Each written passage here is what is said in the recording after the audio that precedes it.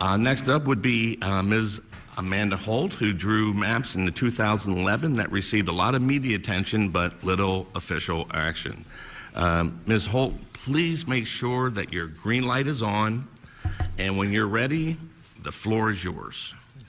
All right. And please, if you can, summarize your... Oh, we summarized. Okay. Is your green light on?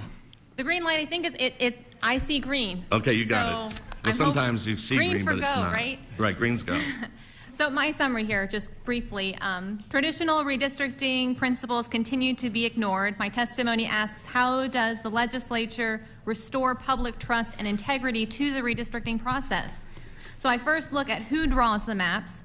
Generally speaking, the matter of greatest concern is not the person drawing the maps, but the instructions they are given. The instructions are the criteria. The focus of my testimony is on how to provide accountability and protect the voice of the people through measurable standards. That's my summary. That was great. Man, I couldn't even get my thoughts together for the quiz. I didn't even turn my...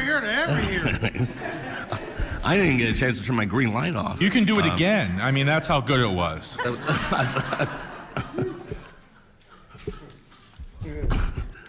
Now we can ask a lot of questions.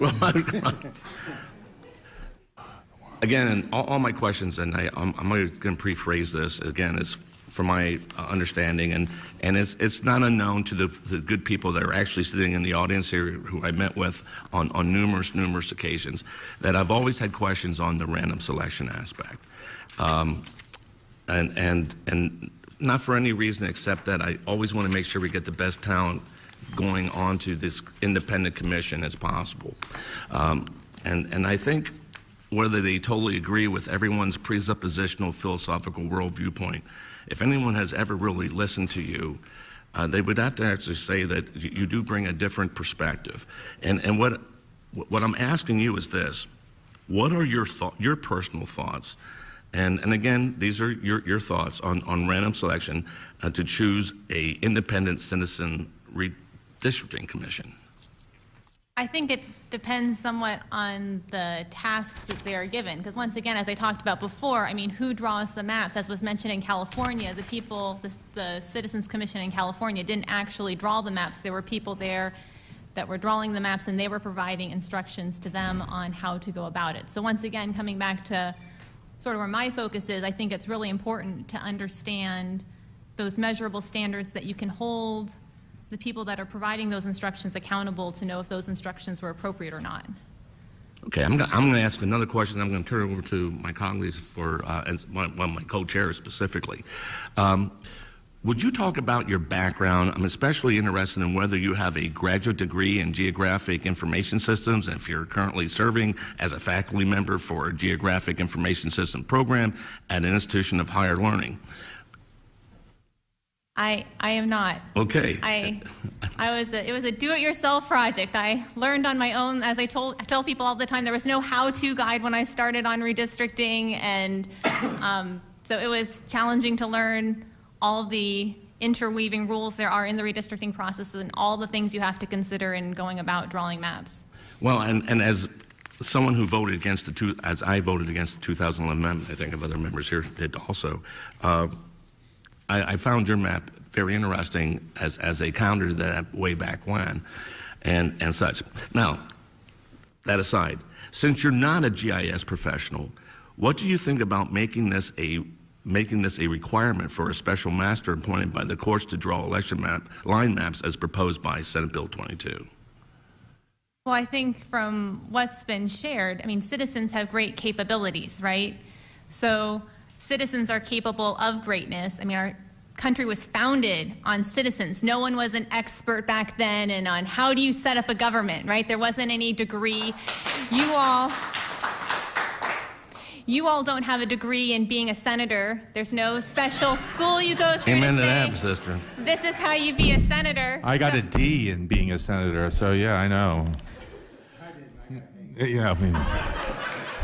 Not that I don't want to slight higher education and the value that brings, but I don't think that degrees necessarily tell the whole story. And so when you rely solely on someone's occupation or degree, I think that you can miss out on the entire story and picture. Well, thank you very much. And I'm going to turn over, I have other questions. I'm going to turn a segment over here to my co-chair, Senator Williams. Thank you, Ms. Holt. I have 7 questions, Mr. Chairman, from another senator, Senator Boscola. Okay. All right, so I'm going to read all her 7, then I actually have some of my own. Okay. If you don't mind. So her first question, at the time you drew your maps in 2011, you were an elected committee woman for the political party, and today you are an elected Lehigh County commissioner. That's I guess true. that's yes or no. Yes, that Yeah, is I true. guess that's what That I is true. As an elected committee woman for a party, would it be fair to say that voters would be suspicious of the map because of that position? Would it be fair for people to think that you are biased, that your bias would play a hefty role no matter how much you said otherwise? Certainly people would perhaps think that there is bias. I mean, me personally, maybe it's just my generation and when I grew up, but I don't trust many people, regardless of their occupation. So I would expect people to challenge anybody's work to see if it was done appropriately. Your testimony implies that everyone has bias. Do you believe bias played a role in the way in which you drew your proposed map in 2011? I attempted to be impartial, and once again, I guess it depends on what kind of standard you use, and it comes back to those measurable standards. And if anything, I would say I was biased toward the Constitution, which it didn't seem like many other people were in that process. So, I don't know. Do you think having a political commission draw maps for Pennsylvania's General Assembly helps bolster people's confidence in the outcome of the elections? I think the fact that people don't follow the Constitution doesn't, put a whole lot of confidence that they're going to do what's in the best interest of everyone. Because the Constitution's there to protect the people's interests. And so when you ignore that, you are in fact ignoring the people's interests. And so if they are incapable of following the Constitution as they're required to under their oath of office, then that's a significant issue. When you were preparing your maps, did you have any conversations with elected Republicans or Democrats in your region? No, I don't. You're asking me to remember back I didn't shoot 7 it. years ago. Okay, so yeah, so when I didn't know anything about the process. You're asking me to think way back here. So I didn't know anything about the process. So in my learning, I mean, who better to ask but my local state rep and state senator about who's going to go about drawing the maps? I mean, it was through my state representative. I learned that the state government committee was meeting and holding hearings on congressional maps. I would never have known that if I hadn't talked to them because I don't read those news notices that you put in the newspaper. So I wouldn't have known if I hadn't talked to them. So it enabled me to then engage in the process, which if I hadn't done that, I wouldn't have been able to do otherwise. Do you know whether under Senate Bill 22 you would qualify as an eligible individual to serve on the commission? I don't think I would. I'm not exactly sure because it's been revised a couple times and I can't remember the latest wording, but I don't think I would qualify. Have you ever spoken to or reviewed testimony of any of the members of the independent redistricting commissions in other states in order to find out about their experiences and how the system has worked in those states? I have heard from others, and I have just on my own reviewed them, but I don't know, it sounds like she's thinking of specific videos or testimonies, and I haven't watched any videos or anything like that, so I don't want to mislead anyone here. I mean, I've read about the other commissions, of course, in the process, but. That officially concludes Senator Boscola's testimony. Very good. Now it's Senator Williams. So I don't know your whole story. So okay. What prompted you to even, and that probably was written someplace, and I apologize, I don't know it. So could you just tell me what prompted you to even get involved in this whole process of redistricting? So I was going to vote in the 2010 general election. And in going to vote there, I decided to not just be interested in who I had to vote for, but who really everyone in my surrounding area was voting for. And I noticed that in the congressional maps, my entire county voted for one congressman, except one tiny voting precinct. And I thought, what's with that? Like, why would you take out that one voting precinct? And so asking that kind of why question, it just kept leading me down this road to where I am today and trying to figure out why that happened. And there were other splits I noticed around in the state maps as well. So that's a very compelling story about our democracy and about citizenship and its engagement. So I thank you for that. So the other, and you gave some very profound, and I don't know how old you are, I'm not going to ask because I know not to do that. But you look like you're a lot younger than me, I'll just put it like that. Maybe in that space they call millennials, maybe, I don't know. But the issue that you sort of profoundly commented on, it's, and I hear it a lot when we're testifying, and I've actually learned a lot by these hearings, so I appreciate it. We keep talking about the best process, the best people, the best talent. And what you just said was, I think, instructional to all of us, or directive to all, it's the instructions. Because in many, and I can only use this example, it's kind of crazy, but I'll use Michael Jackson. He was in several trials. I'm not talking about whether he was guilty or not, so please don't get inflamed, anybody. But the reality was they did have to entrust a jury at a certain point in time about whether he was guilty or not guilty. And there were a bunch of people who lied, who said, I never heard of Michael Jackson in my life. I don't have an opinion about whether he's guilty or not guilty. And there's a bunch of people who were on a jury who had an opinion of Michael Jackson. But what I'm certain about is that many people began to listen. They followed the instructions given to them as a jurist. And what you're saying is, if you give a citizen in America a responsibility to, with instructions, regardless of where they come from, regardless of who they are, they can do it. And if they need talent in a certain area, they can always hire it. That's what they do, like, right? We all hire lawyers, like Senator Leach over there, to come in and give us advice on a variety of things. So expertise can be hired by lay people to do a variety of things. And so I was moved by your sort of common sense approach to why you got involved, how you got involved, and the information you got, which is sort of the template, I think, that we as a hearing, those of us here in the General Assembly, those who got D's and those who got A's, in the process to sort of how to lay this thing out. It's around not the people or the personality or the resume, it's about the instructions given to those who will serve. And the rest will follow if they really follow the instructions, as opposed to what we currently do. So would that be a fair assessment of what I'm hearing? Yes, and I would add to that that it's important the instructions are measurable, that you can hold someone accountable to know whether or not they were followed, because that's something that I feel like is missing right now, is, at least in my personal experience, when I went to hold those who had instructions they were to be following accountable, the instructions weren't considered measurable enough to do so. And so how will you know if they really did follow the instructions? Are they something that you can hold them accountable to ensure that they did? So let me ask you a question. Since you started to vote, Yes. has this process affected your desire to vote or not vote at all? It has, I don't think it's affected my desire. I actually would research candidates running for office and make recommendations before I could vote. That's how interested I was in the election process. So my commitment to being... We can applaud that.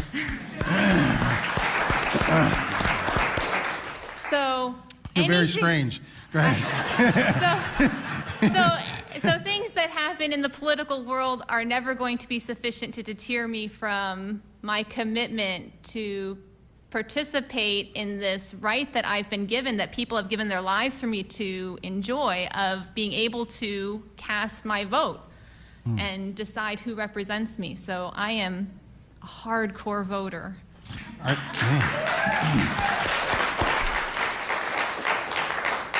Are your parents still alive? They are. So they have to be extremely proud of you. I mean, you are really kind of a wonderful story and uplifting to all of us who serve on this side and those in the audience. So we thank you for your effort and your years of non-public service that are in the public space. You've done some extraordinary things in a short period of time, and we thank you for your instruction. Thank you very much. Thank you. Senator Swank.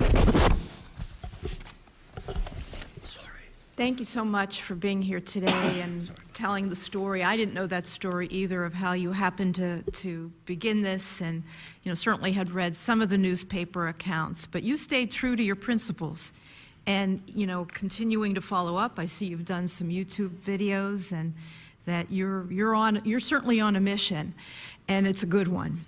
I guess my question for you though is, I think it may be somewhat contrary to what I've heard some of the other testifiers say, that it's not just the instructions, it's also the people.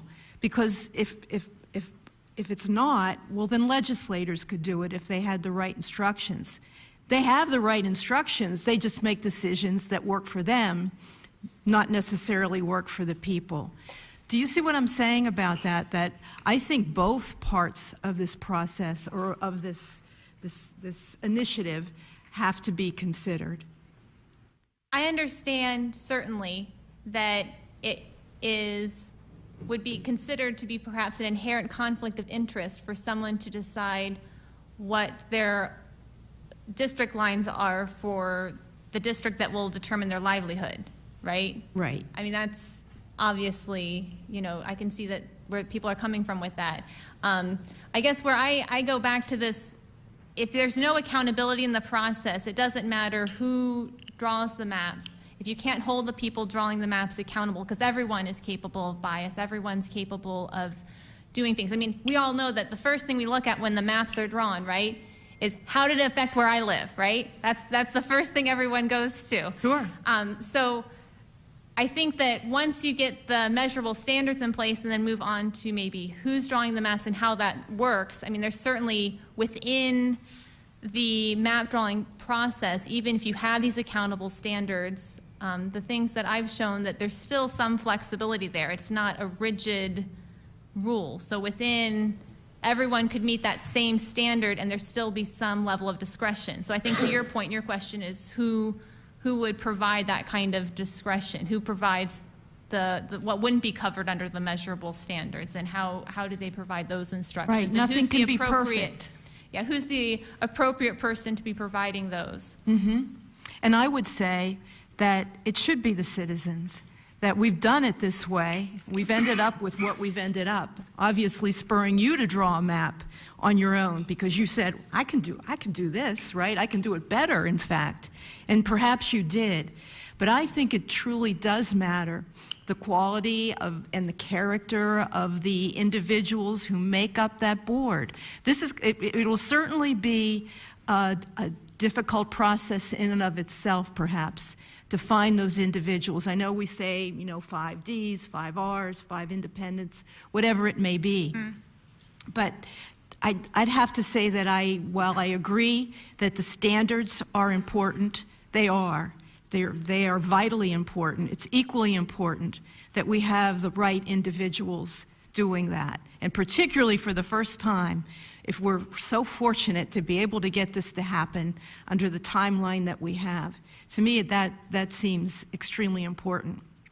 So I just offer that to you.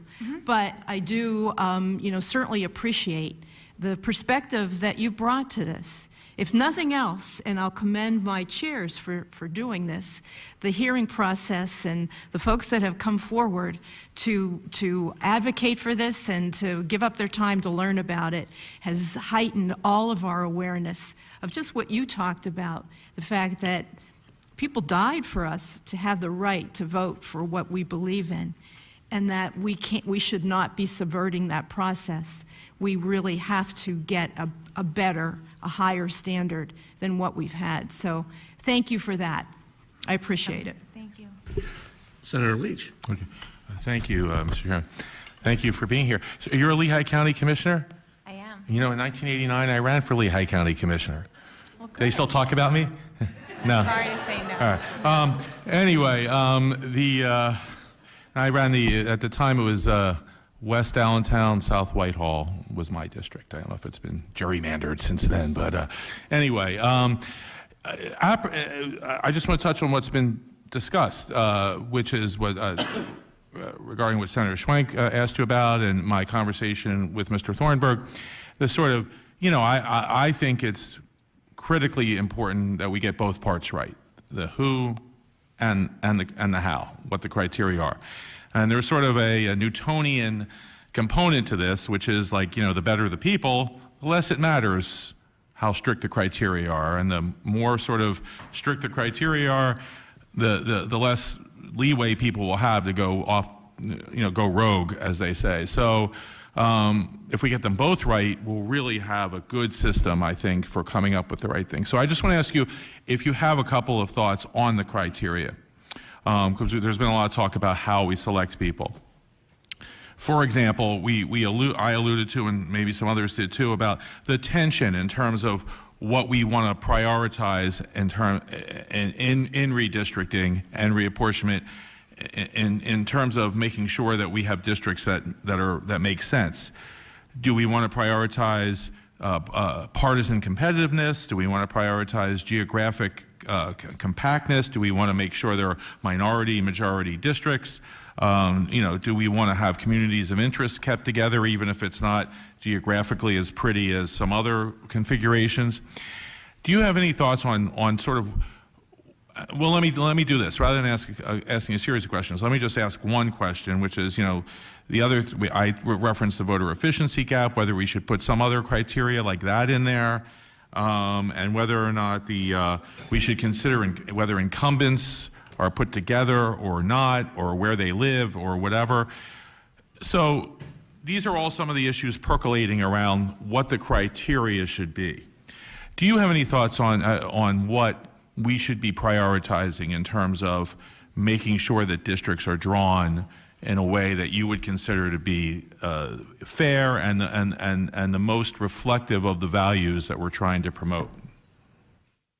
Yeah, so I outlined some on page 3 of my testimony, which you may have reviewed.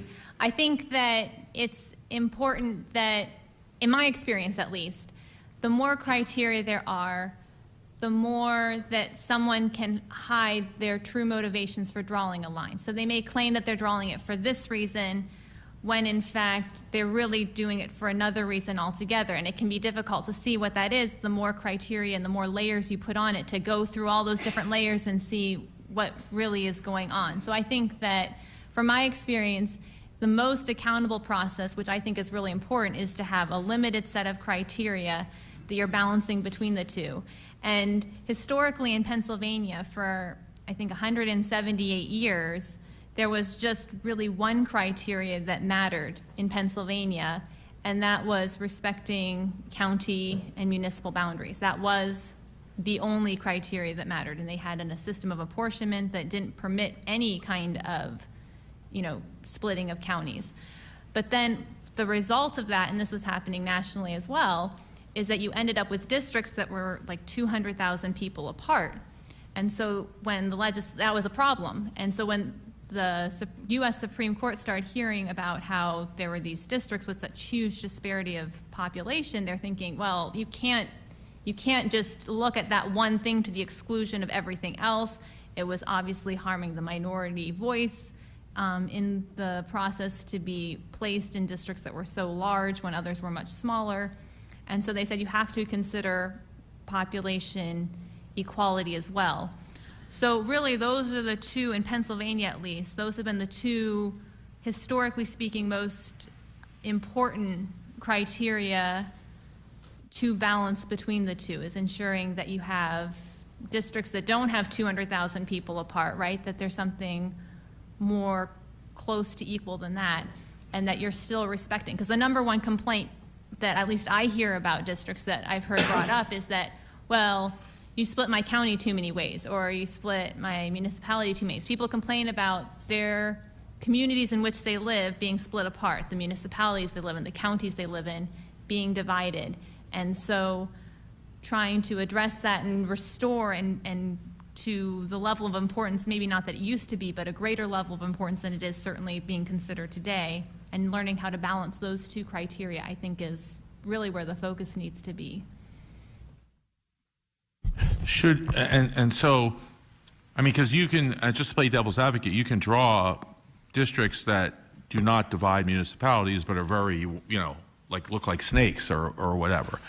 Should we worry about that, or should we worry about whether or not we draw districts that keep municipalities together but are drawn in such a way to make sure that the elections are not competitive from a partisan perspective. Are these things we should put in the criteria, or do you think that it starts getting too complex at that point and too easy to sort of hide motivations and so forth? Yeah, I think it gets to be a little complex the more things that you add in. I mean, there's nothing more impartial than a municipal or county boundary. I mean, the one thing that people living in a county or municipality have in common, the only thing they have in common, is that they live in that municipality or county. They are not all of the same gender, they're not all of the same economic class, they're not all of the same ethnic origins. The only thing, they aren't all the same political persuasion. I mean, the only thing that you can say all of them have in common is that they all are in the same municipality or the same county. So I think that that really keeps it more impartial to use those boundaries, because those boundaries are not subject to manipulation. They can't be, they aren't changed from, election cycle to election cycle. They don't redraw a municipal boundary line or a county boundary line in general. So I think it's important to kind of focus on those sort of impartial standards. And I understand what you're saying about how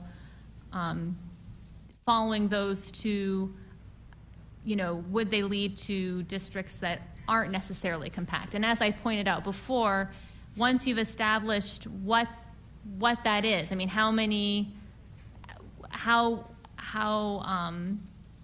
once you've established the standard and assured that the map being drawn meets that standard, then you have multiple maps, and then you can start considering things like, without moving it and making it deviate from that standard, which of those produced maybe is the most compact, or which is, and consider some of these other things without compromising the standard.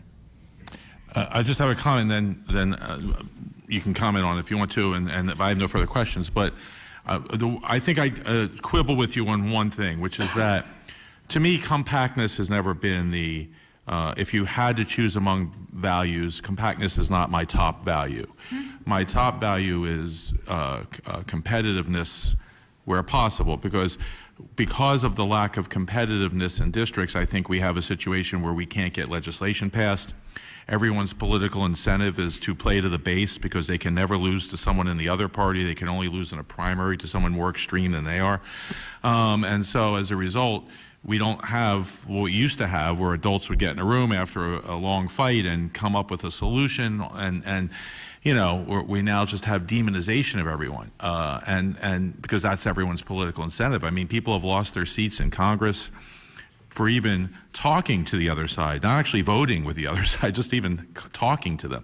So I worry, so if we're keeping municipalities together and we're going down the river here, and I can make a right and make it a safe, doesn't matter, D or R district, or I can make it a left and to take in a different municipality and make it a competitive district. If it were up to me, I would like to put that criteria in there too, that we should do what we can to make districts more competitive, which is what the voter efficiency gap does. I'm not sure that's the best way to do it, but I think competitive districts is something that we need more of. That's just my view, and I've been wrong before. I guess. But thank you, and I really appreciate that. Thank you, Mr. Chairman. Thank you. Ms. Holt, I have a couple other questions for you here. Could you walk us through the process you used in 2011 to draw the election map that you did, and what did people say about your maps? So I'm not sure exactly how detailed you want me to get on the process here.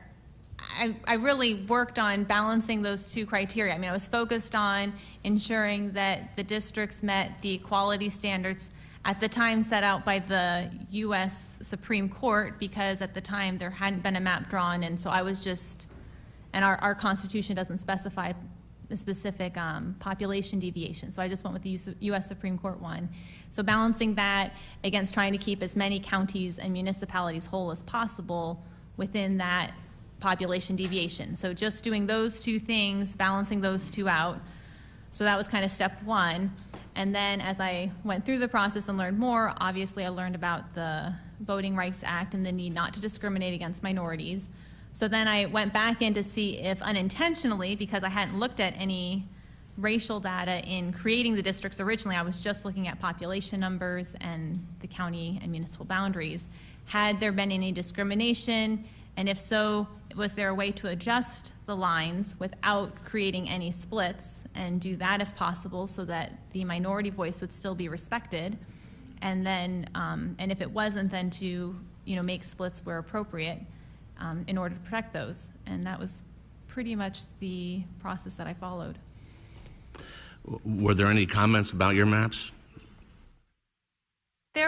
So the commission I presented to, when they first saw the map, appreciated the detailed information I had provided and promised to consider all the wonderful ideas I had presented.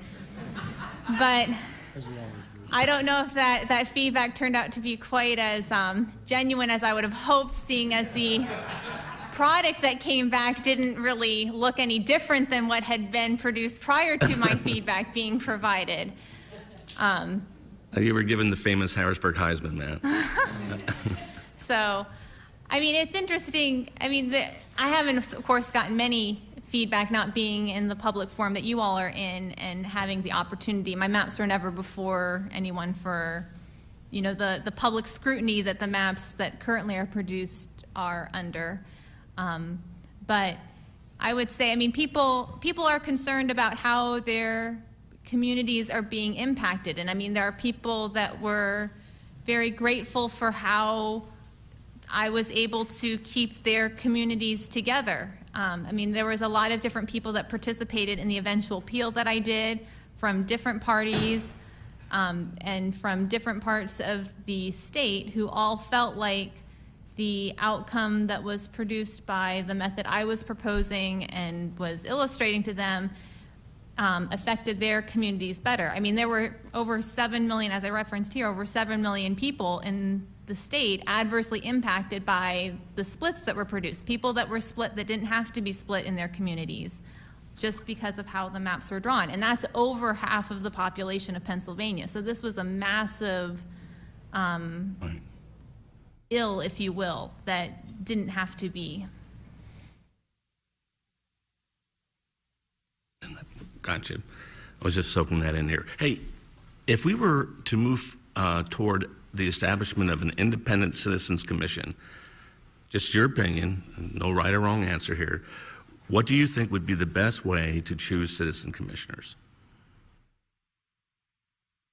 I don't know, I'd have to give that some thought. I mean, it's difficult. Once again, it comes back to what kind of role would you be asking them to play in the process? And once again, it really is important, how much of the accountable standards are in place. I mean, if there are really strong, accountable, measurable standards, then to me, the qualities you would look for in someone who would be serving on the commission might be different than if there weren't, or depending on how you handle the map drawing component, because once again, as was discussed, I mean, most commissions, even the Legislative Reapportionment Commission did not necessarily, the members of the commission themselves did not draw the maps. They had other people who drew maps for them and that they produced. So depending on how all that works together, I think would make a big difference as far as what you would be looking for in members of a citizen commission. And here's another question. It's just a question to get your opinion, and it's not a conclusion whatsoever. It's just a question. If the legislators were continued drawing the maps, how should the legislators address the lack of the trust of the elected officials? Follow the rules.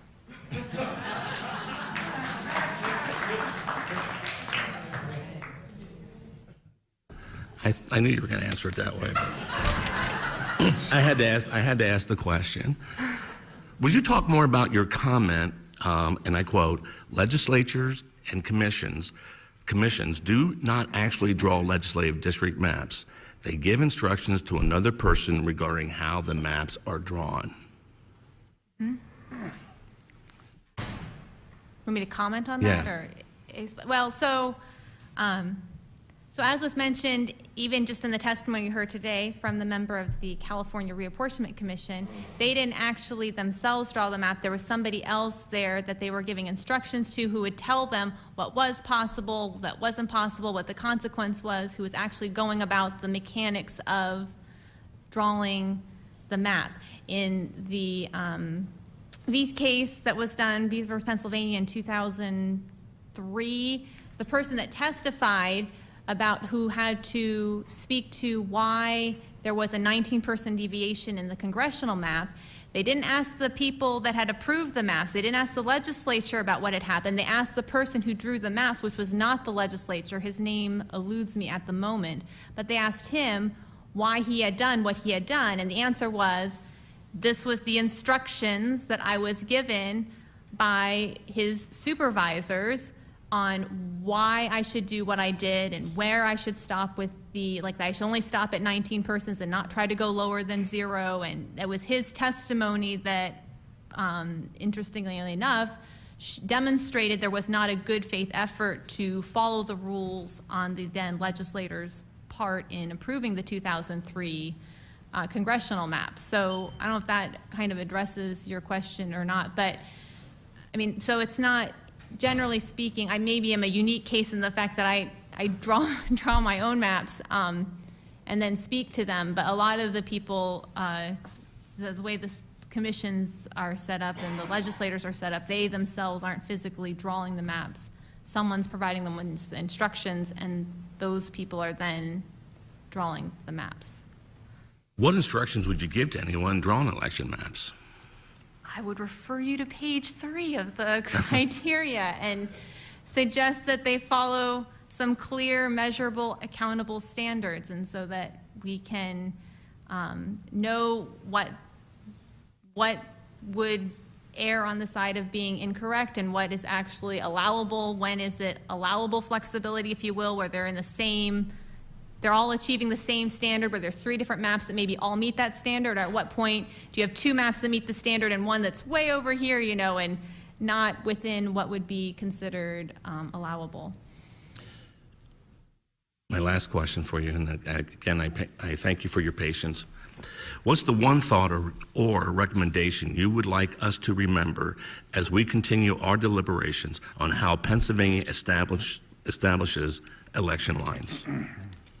I think accountability really is, to me, the most critical component, because we're all human.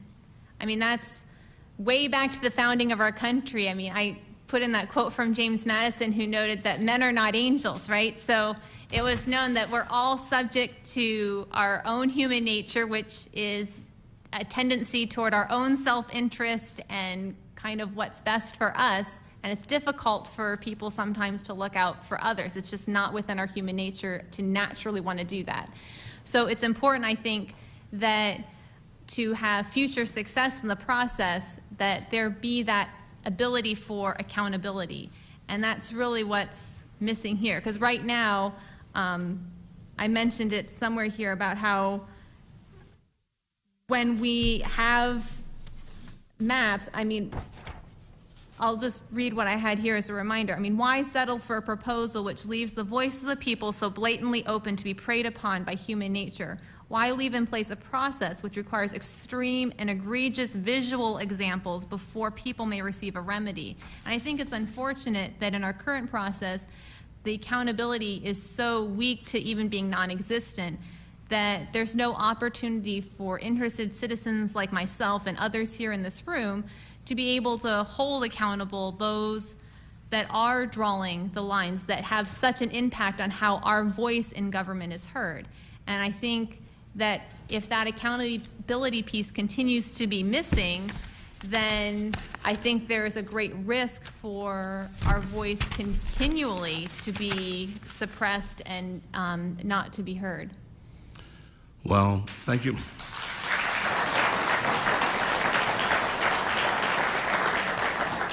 Unless there's any other questions? Oh, Senator Williams. Thank you. As you talk, obviously, Sure. you become even more interesting. So I want to make sure I'm clear, your instruction to us, because I'm listening to my colleagues sort of pitch to you our ideas.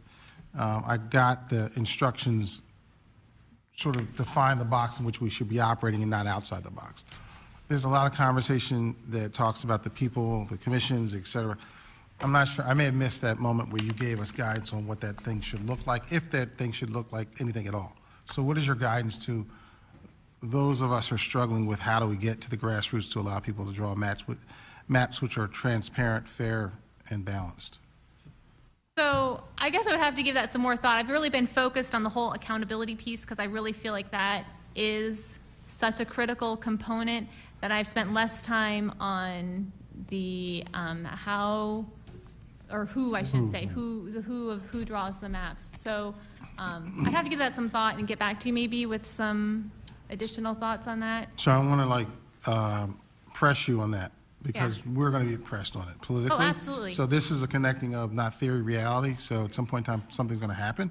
Yep. So what that looks like is important. I am particularly persuaded by your commentary with regard to instructions are the guiding principle by which we should not be, which should require us not to break. If so, there's a violation of not just political reality, but governmental responsibility, which means we end up in court because we broke the law. So the who is important to us because everybody's pitching a certain type of person and a vetting this and a vetting, and I'm like, I don't really care about that. I care about them being Americans and that they're all included and they are included. And I want to tell you that even today, when you walked up and you started to speak, I had to convey to you my own biases. So what came out of your mouth, I'll tell you how moved I was when you talked about when people died.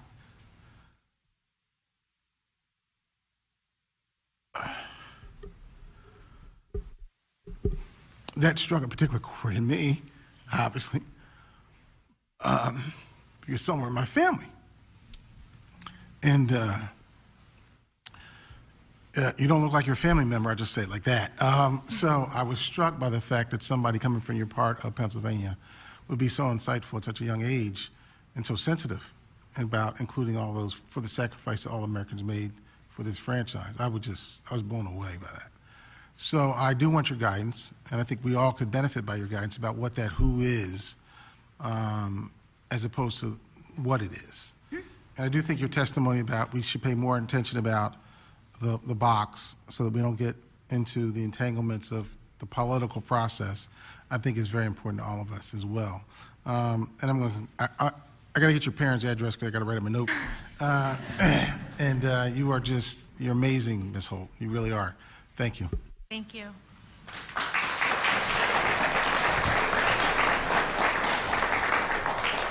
Did you have it? Okay.